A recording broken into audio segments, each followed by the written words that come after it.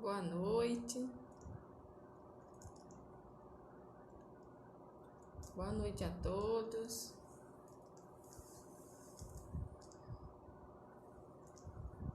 Vamos dar continuidade à nossa leitura bíblica. Todos os dias estamos vindo aqui fazer a leitura de um capítulo da Bíblia. Boa noite. Todos os dias estamos vindo fazer a leitura de um capítulo da Bíblia. Hoje nós iremos para o capítulo 24 do livro de Atos. Boa noite.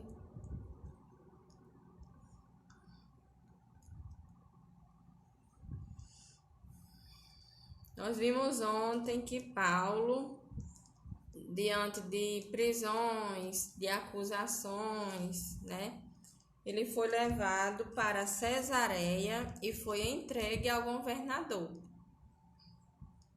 para ser ouvido pelo governador, diante de várias acusações que estão fazendo contra ele, que nenhuma é verdade. Nenhuma delas, ele não cometeu nada, que possa ser julgado.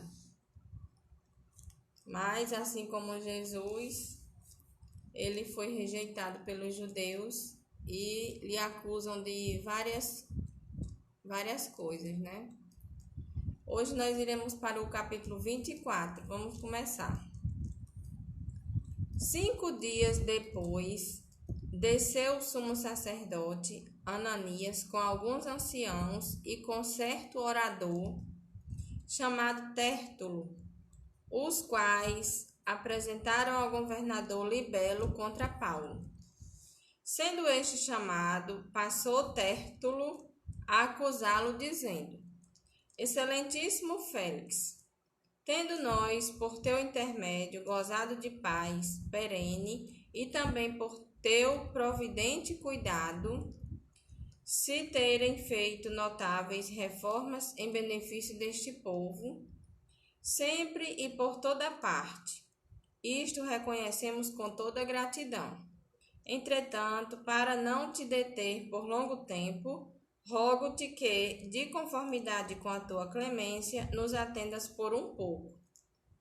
Porque, tendo nós verificado que este homem é uma peste e promove sedições entre os judeus, espaços por todo o mundo, sendo também o principal agitador da seita e dos nazarenos, o qual também tentou profanar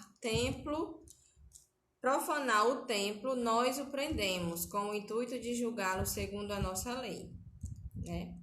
Então, aqui, Ananias e Tértulo estão acusando Paulo perante o governador Félix, acusando de coisas que ele não cometeu, nada disso, dizendo que ele é agitador de seitas, profana o templo, e nada disso Paulo fez, Mas, sobrevindo o comandante, Lísia o arrebatou das nossas mãos com grande violência, ordenando que os seus acusadores viessem à tua presença. Tu mesmo, examinando, poderás tomar conhecimento de todas as coisas de que nós o acusamos. Os judeus também concordaram na acusação, afirmando que estas coisas eram assim. Então, Ananias e esse Tértulo leva Paulo para o governador Félix, E apresenta ele acusando dessas coisas. Aí Paulo agora vai fazer sua defesa. Paulo, tendo-lhe o governador feito sinal que falasse, respondeu: Sabendo que há muitos anos és juiz desta nação, sinto-me à vontade para me defender. Então, Paulo vai se defender.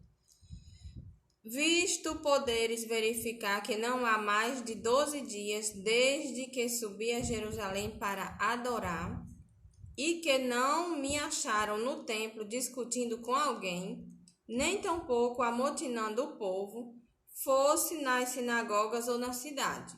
Paulo está dizendo que chegou em Jerusalém está só com 12 dias, né? E que ninguém viu ele causando tumulto no povo ou em lugar nenhum. Nem te podes provar as acusações que agora fazem contra mim. Porém, confesso-te que, segundo o caminho a que chamam seita, assim eu sirvo ao Deus de nossos pais. Então, ele está dizendo que o único crime que ele cometeu é servir ao Deus dos nossos pais, né? Acreditando em todas as coisas que estejam de acordo com a lei e nos escritos dos profetas, tendo esperança em Deus, como também estes a têm, de que haverá ressurreição tanto de justos como de injustos. Por isso também me esforço por ter sempre consciência pura diante de Deus e dos homens. Depois de anos, vim trazer esmolas à minha nação e também fazer oferendas. E foi nesta prática que alguns judeus da Ásia me encontraram já purificado no templo, sem ajuntamento e sem tumulto. Paulo está se defendendo e dizendo que o único crime que ele cometeu é qual? É seguir o que eles chamam de seita, né? Que é servir ao Deus dos nossos pais. Ele está dizendo que crê na lei, né, dos profetas. Está dizendo que veio para Jerusalém trazer esmolas e trazer oferendas, né, para os carentes. Então, esse que é o crime dele. Ninguém viu ele fazer tumulto, nem fazer confusão, nem profanar o templo. Ninguém viu ele fazer nada disso. O que ele fez foi pregar a palavra de Deus, né, o evangelho, trazer esmola para as pessoas carentes. Foi nesta prática que alguns judeus da Ásia me encontraram já purificado no templo, sem ajuntamento e sem tumulto, os quais deviam comparecer diante de ti e acusar, se tivessem alguma coisa contra mim. Ou estes mesmo digam que iniquidade acharam em mim, por ocasião do meu comparecimento perante o sinédrio, salvo estas palavras que clamei, estando entre eles, hoje sou eu julgado por vós acerca da ressurreição dos mortos. Então, aqui Paulo se defendendo, ele diz que crê na ressurreição dos mortos, na ressurreição de Jesus, né? Que ressuscitou dentre os mortos, e é por causa disso que eles estão acusando ele, porque os judeus não criam, né, em Jesus, não aceitaram Jesus, eles mesmos mataram, crucificaram Cristo, então eles também não estavam aceitando o evangelho que Paulo pregava. Então Félix, conhecendo mais acuradamente as coisas com respeito ao caminho, que é com respeito a Jesus, né, adiou a causa, dizendo: quando descer o comandante Lísia, tomarei inteiro conhecimento de vosso caso. E mandou ao centurião que conservasse Paulo detido, tratando-o com indulgência e não impedindo que os seus próprios o servissem. Aqui Paulo ele ficou detido, né? Mas ele tinha uma prisão um pouco diferente. Ele recebia visitas, né? Tratando com indulgência e não impedindo que os seus próprios o servissem. Ele recebia visitas e as pessoas podiam levar as coisas para ele. Passados alguns dias, vindo Félix com Drusila, sua mulher, que era judia, mandou chamar Paulo e passou a ouvi-lo a respeito da fé em Cristo Jesus. Dissertando ele acerca da justiça, do domínio próprio e do juízo vindouro, ficou Félix amedrontado e disse: por agora podes retirar-te, e quando eu tiver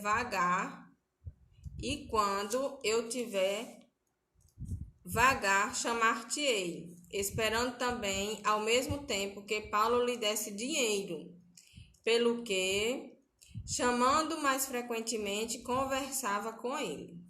2 anos mais tarde,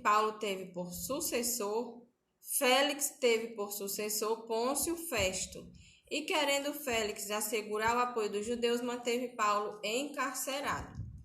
Então aqui nós estamos vendo o capítulo 24 do livro de Atos, né? E nele nós vimos o quê? Nós estamos vendo acusações contra Paulo, né? Todos aqueles que seguem Jesus, eles eram acusados sem motivos. E Paulo é um desses, né? Um dos apóstolos.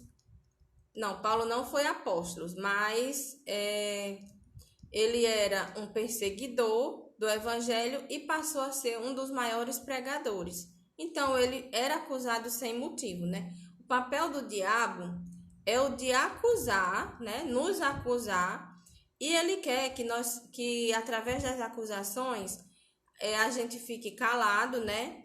E parados espiritualmente. Era isso que ele queria que Paulo fizesse, acusá-lo, né? Usar os judeus para acusá-lo do que ele não tinha feito e que Paulo se calasse, mas Paulo não se calava. Quanto mais acusasse ele, mais ele falava de Jesus, mais ele pregava o evangelho, e é isso que nós devemos fazer, né? Também. A acusação do inimigo é sempre nesse propósito, de calar nossa boca, né? Mas devemos ter coragem e ousadia em Deus, né? E ter fé que ele vai nos livrar, né? Dos inimigos, das acusações. E através dessas acusações, Paulo vai fazer sua defesa, né? Paulo diz no versículo 16, ele diz aqui, ó: também me esforço por ter sempre consciência pura diante de Deus e dos homens. Ele diz que ele não fez nada do que estão acusando ele e que ele tem a consciência limpa, né? Diante de Deus e dos homens, né? Aí não acharam nada do que acusar em Paulo. Ele estava sendo acusado de causar tumulto, de falar de seitas, de heresias, mas nada disso ele fez. Só que o governador, né, os governadores, os comandantes, eles queriam fazer a vontade dos judeus, né? Não queria desagradar o povo, os judeus, e deixa Paulo preso por 2 anos, né? Ele fica preso por 2 anos, só que ele tinha uma certa liberdade nessa prisão. Ele recebia visitas, né? E esse Félix aqui, esse governador, ele esperava, deixou Paulo preso e esperava que Paulo lhe pagasse dinheiro, lhe oferecesse dinheiro para ser solto, né? Só que Paulo não faz isso. Paulo não tem do que ter medo, não tem do que ser acusado e ele não iria pagar para ser liberto, né? Ele espera isso, mas Paulo não fez nada disso, né? A reação de Félix aqui, quando Paulo começa a pregar, né? É de ter medo, né? Paulo começa a pregar sobre a ressurreição, sobre o juízo que virá, e ele tem medo, né? E muitas pessoas têm essas reações, né? Quando a gente fala de Jesus, fala da morte, fala da ressurreição, fala que virá um dia em que todos nós seremos julgados pelas nossas obras, pelas nossas ações aqui na terra, né? Muitas pessoas têm medo desse juízo vindouro e preferem nem ouvir o evangelho, né? Porque a sua vida muitas vezes não condiz com a palavra de Deus, né? Então elas preferem fazer de conta que não sabem daquilo, que aquilo virá, né? E preferem não ouvir o evangelho, não dar ouvidos, né? À palavra de Deus. Porque para podermos dar ouvido à escritura, aos ensinamentos, isso requer de nós disposição para mudar, né? Mudar de vida, ter uma vida nova. E muitas pessoas não querem isso, né? Paulo passou 2 anos preso, né? Só que as prisões de Paulo, todas elas tinham um propósito. Qual era o propósito? Não era só Paulo sofrer e ser acusado e muitas vezes apanhou e para os cárceres. Não era só por causa disso, não. O propósito das prisões de Paulo era ele levar a palavra de Deus para os grandes, os poderosos, governadores, reis. Ele ainda vai, no capítulo de amanhã, a gente vai ver que ele vai para Roma, né? ele ainda vai pregar para o rei Agripa. Então, o objetivo que Deus tinha aqui, um propósito na vida de Paulo, era Paulo levar o evangelho, levar a palavra de Deus, levar a ressurreição de Cristo para as pessoas grandes, para reis, governadores. E Paulo foi passando de um em um, ia sendo julgado por um, aí passava para outro, e todos que ele passava, ele aproveitava e pregava o evangelho, pregava Jesus Cristo, né? Enquanto ele estava preso, ele escreveu algumas cartas na prisão, né? E que a nossa inspiração deve ser Jesus Cristo. Mas que Paulo, ele nos sirva também de inspiração, né? Ele tinha muita sabedoria, ele tinha estratégias, né? Para conversar com essas pessoas. Ele sabia, ele não chegava assim, com tudo já falando, ele contava uma história, um contexto da vida dele, como ele tinha sido salvo, né, por Cristo, como que ele se converteu. Ele ia contando até chegar à morte e ressurreição de Cristo, né, e a conversão dele. Então ele tinha muita sabedoria, muita estratégia para conversar com essas pessoas, né? E é assim que nós devemos ser, falar de Jesus. O nosso propósito aqui na Terra é falar de Jesus Cristo, né? Falar do que ele tem feito, falar do milagre, falar da sua morte, que ele morreu por nós. Ele veio a esse mundo com um propósito para morrer por todos nós, né? E para nos livrar o salário do pecado, né? Que nós já nascemos pecadores, é a morte, né? E Jesus, ele veio para nos livrar. Nós iremos morrer, sim, mas teremos uma ressurreição com Cristo, né? Para morar com ele e viver eternamente ao seu lado, né? Então, esse que foi o propósito da vida de Cristo aqui na Terra. Ele veio para morrer por nós, em nosso lugar, ressuscitar, né? E lá na morte, no inferno, lá no lugar onde ele foi, né, depois de morto, e pegar as chaves, né, e nos dar o direito de ter uma vida eterna, né? Esse foi o propósito de Jesus passar por aqui, por essa terra, né? Para ele é o dono de tudo, né, da vida e da morte também. E é através dele que nós temos essa fé, né, de ter uma vida eterna ao seu lado. Então, hoje foi o capítulo 24, né? E amanhã nós iremos para o capítulo 25 do livro de Atos, né? Ele passou 2 anos mais tarde, Félix teve por sucessor. Aí, 2 anos que ele passou preso, esse Félix, que é o governador, ele teve outro sucessor, outra pessoa ficou no lugar dele, que é Pôncio Festo.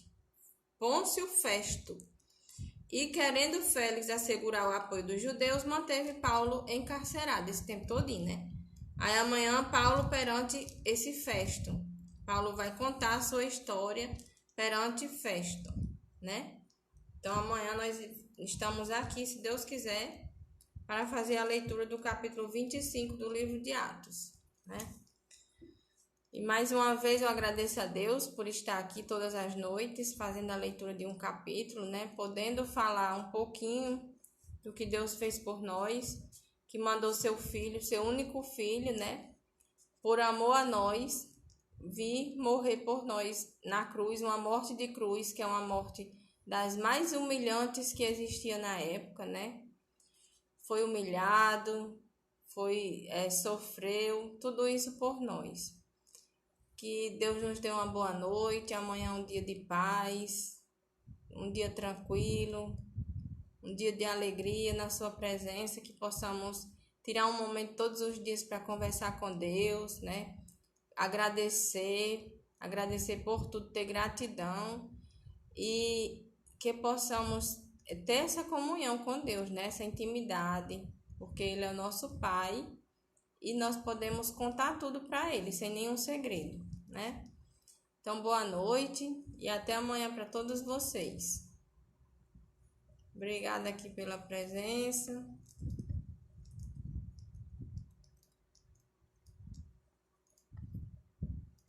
Boa noite. Até amanhã.